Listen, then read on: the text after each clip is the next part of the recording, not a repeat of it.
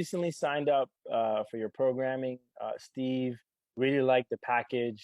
Over the last couple of months during my commutes, I've been tuning into your podcast. So, previously I was using a different LSAT prep course, but this is my second go around, and I really want to do it right this time.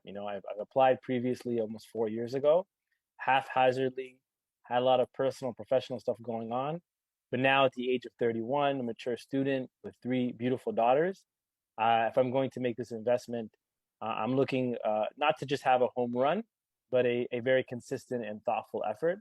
And that's why I signed up with LSAT Unplugged.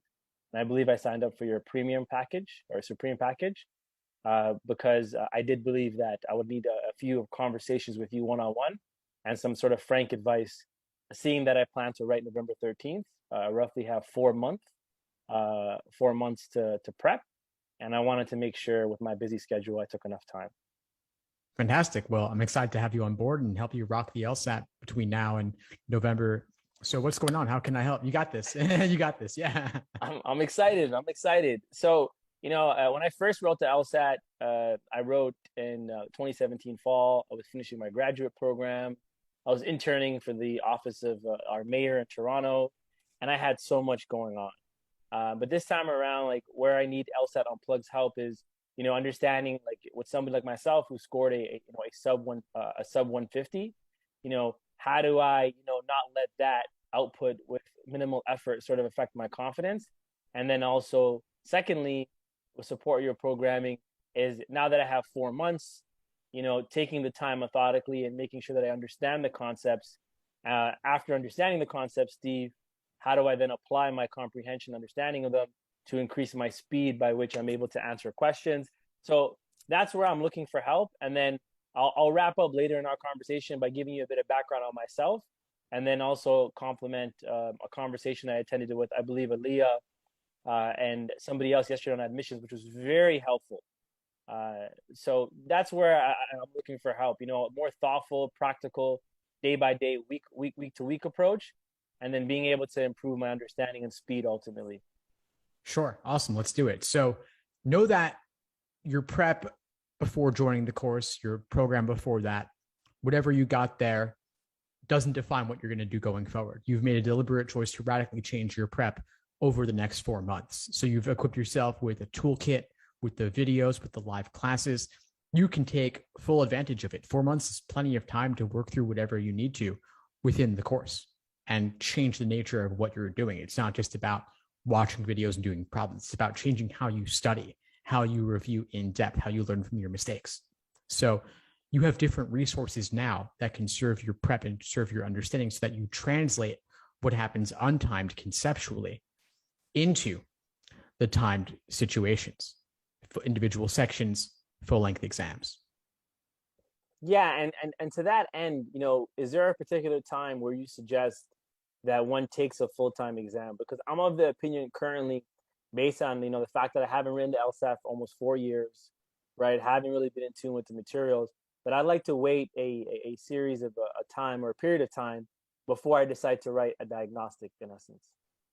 That's exactly right. I think too many students jump into a diagnostic just to see how they'll do. And of course, doesn't typically go very well because you haven't learned the material yet, right? So it seems obvious in hindsight, but people get discouraged by that. And so even your prep from the past, your exam that you took in the past, you're going to do a lot of studying between now and November.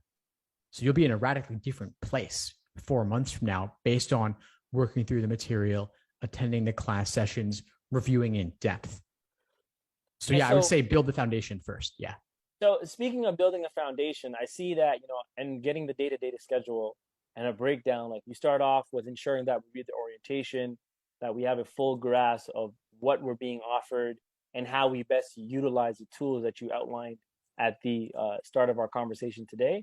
And then secondly, I see that you want us to sort of dive into some conceptual understanding of logic games. And you decided to sort of, in your 4-month breakdown, look at the logic games first. But I do see that you offer different, 1-hour classes for folks who may have questions on, let's say, a Tuesday, you may have a reading comp session for an hour where folks can answer questions, and you have a 1-hour huddle. So how do you advise someone like myself who's starting off a bit fresh, who has a full-time job? How do you recommend I begin to, snack or put my nose in some of those 1 hour sessions that you guys offer weekly? Do whatever you feel the energy to do. So you can watch all the foundational videos in isolation at 3 a.m. whenever you want to and go through those. You can. But there's also a lot of benefit to community being with other people who are going through the exact same process as you. There's other people who have families, who have kids, who are working, and balancing all of that with LSAT prep. And so you can connect with them, form study groups, have study buddies, just have that connection, and you can help them, they can help you. And it might be that you're working on Logic Games Foundation, and yeah, there's classes on all different sections each week. If you want to dip your toes in the water of logical reasoning, go to the logical reasoning class. Even if you haven't gone through the fundamentals yet, that's fine. Obviously, you might get more out of it if you do watch some of the foundational videos first, but it's never too early to dive in and get a taste of what's going on. So I'd mix it up based on what you feel. If you can make it at 8 p.m. Eastern to go to a class, maybe you want to go to a class. Maybe you want to stick with the videos. It's up to you. But I would go to at least a class or two each week just to see the community there and start to build those connections. Yeah, and that sounds like a great suggestion. So I'll definitely adhere to your advice, especially pertaining to, let's say, I'm starting off with the logic game section, and there's a community on logic games right now, and then I can jump in and listen a bit to that while I'm like finishing off dinner, and like I hear something that I'm like, oh, I picked up on this. This seems like a great idea. Maybe I can explore this further.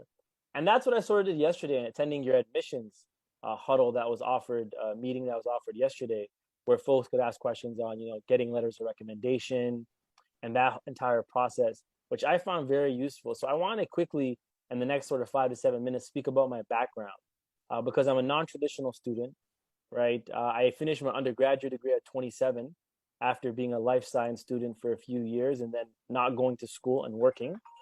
And then once I completed my undergrad at 27, after switching into a more humanities, political science, community development type of program, I became very politically engaged, allowing me to get into a master's of public admin and policy program. I even ran for office, and I've worked for our mayor of my city, advised my former premier, which is like pretty much the governor, the head of the state, and the U.S. And then got some private sector experience. Now I'm like a senior bureaucrat in our government here in Canada. So I've had some great experiences since I last applied when I was 26, 27, and then now applying as a 31-year-old. How do you best suggest, Steve, I navigate like the supports you guys offer in terms of like, you may not be able to answer it all now, but how do I sort of craft my own narrative in terms of my own growth? I initially came in as very advocate, community development style focused, and now I'm a bit more seasoned as somebody who's public policy, political focused now. Yeah, that's an incredible background that you bring to the table when you're putting together a law school application. So you have the makings of several different potential law school admissions essays. And so I think what you're going to want to work on is how to narrow down what you choose to write about. I think a lot of folks in your position would be inclined to potentially try and summarize everything. And that's what I did, Steve, previously. Yeah. When I first applied, I went through a very succinct breakdown of everything I did in a paragraph. And I picked up on that yesterday, but sorry, I interrupted. Go ahead. No, sure. I mean, that's a natural inclination because you have so much great information to share, great stories to share.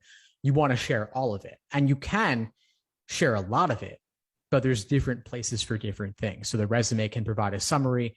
Maybe your personal statement is on one aspect of your work experience or running for office. Maybe a different essay, like a diversity statement or an optional essay or an addendum, touches on different elements. So you're going to want to divide and make some tough choices. But if you narrow for one essay, you can go a lot deeper with the details and add some color that engages the admission officers more. And to that end about engaging the admission officers, I'm not trying to toot my own horn or play a trumpet, but because of the blessings I've had in terms of my professional experiences, Steve, I do feel like some of the top schools are outreach. I've been very fortunate in terms of the doors that have been open to me. I was also a semi-finalist for the Steve Shoresman Scholars Program, the International Master's Program, where I was able to compete at a very high level. But I didn't have the greatest grades, right? I was a late blooming academic of sorts. I trended upward with a final year GPA of 3.9, and my GPA slowly went up, in completing a master's as well. So I'm not a perfect sort of GPA at all. So I love in terms of like the supports I get from this program that you guys offer, of how to craft an addendum without making excuses, but also at the same time addressing things that admission officers may want to know. And I know there's a personal statement, the resume, there's the diversity statement that can speak to my unique experience of how I was raised, what I could bring to the school. And then there's an addendum where I've had one hell of a ride academically, where, you see my resume and then you see my grades and it's not really going to add up. And that's been one of my insecurities, other than like making sure I get a good score. And now that I'm aiming for a 170 on the LSAT, that's been one of sort of my insecurities in terms of the whole application process of explaining my grades to, requisite admission officers. Well, let me tell you this straight up, like nothing is out of reach for you. Don't disqualify yourself. No. Don't disqualify yourself. Like your GPA could be whatever it was. You did have an upward trend, which they love to see. You also have incredible work experiences, incredible story, incredible life at only the age of 31. And so if you share all of that and you wrap it up on top of that with a top LSAT score, you could go wherever you want. I mean, obviously there's realities, but I would reach for whatever you want. No, that's why I've come to the program. I feel like, I'm trying to build the right infrastructure and day-to-day habits with my very busy schedule. And that's where I came to support, like the willpower, the focus, the discipline, that's on me. But in terms of the structure that could help dictate my habits, that's why I've come to LSAT Unplugged for support, Steve. And in these last 2 minutes, do you wait until maybe a month to offer support in terms of admission packages? Because just yesterday in the conversation alone, I picked up on 5 to 6 things in terms of my own blind spots and gaps in terms of my application, because I'm a good writer. I'm a good storyteller. I'm very engaging on paper and not on paper. So I kind of gave too much credence to that capacity that I had in submitting my applications last minute. For instance, Canadian law schools, applications are due by November 1st. That's the hard deadline. I know in American schools, the first wave of sorts is around the same timeline. And I've been told for American law schools, you want to get in early in terms of your application. But I plan to write November 13th. So I look forward to sort of, getting the admission support. But what sort of admission supports do you guys offer outside of the regular programming? Sure. So even, I want to make sure I mention this just so you're aware, even inside the regular programming, there's weekly sessions on admissions. Every single week, there's something going on with admissions. You saw in the session the other day. Incredible, really good session. Yeah. So they're the ones leading the sessions every week. So wonderful. Take advantage of those, attend, ask your questions. There's regularly personal statement workshops and other essays as well. So you can submit your draft and get feedback from them and others in the group. And then you could also reach out to them individually for something outside of the course in terms of more private one-on-one support. But you just email admissions@lsatunplugged.com and they'll talk through the details with you. Yeah, no, awesome.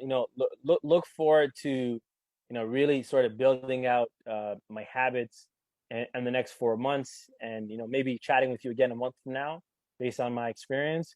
But I'd like to thank you, Steve, for the conversation. And I'm really aiming high. Primarily because, I strongly feel as though anything is in reach. And I've been very fortunate thus far in my career. Fantastic. Well, I'm excited to have you on board. Let's keep the conversation going. You need anything at all, reach out. I'm happy to help. Awesome. Have a good one, Steve. You too. Peace. Thanks for tuning into the show. Please subscribe if you haven't done so already to be notified of new episodes as I release them. And feel free to reach out if you need anything at all as you move forward with your prep. I'm happy to help however I can. In the meantime, I'll wish you all the best and take care.